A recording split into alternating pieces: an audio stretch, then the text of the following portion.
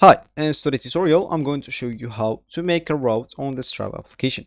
So first of all, all you need to do, just go and download the Strava application. If you don't have it, download it already into your phone. Of course, if you have it, that will be great. But if you don't, you'll have to go and download it through Play Store if you're using an Android, App Store if you're using an iPhone, or any other store you could be possibly using. Once you do that, of course, just go and open it up once it's downloaded, and then you will actually need to log in into your account because they'll ask you to once you open the application. If it's your first time, they'll actually ask you to log in into your account. So if you have an account, make sure to log in into it. Of course, if not your first time, they'll actually get you in directly.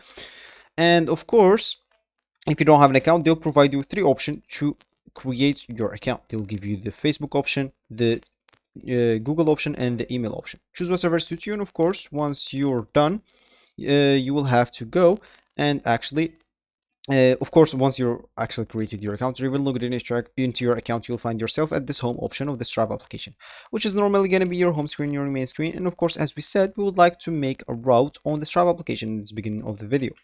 So of course, if you want to make it, there's two ways. There is of course the option of clicking on this map and maps here, and of course you'll have to subscribe to them if you want to make a route. So of course, once you've subscribed, you can just go here and add some routes, and of course find yourself where you are on this map, and of course select the route that you want to run, to bike, to do whatever activity you want on it.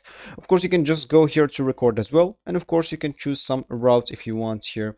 And of course, if you want to add the route like automatically, you can just go and start your running, and whatever route you choose, it will actually be added into your account automatically. Of course, here you can just go and finish when you finish your route, and the route will be saved.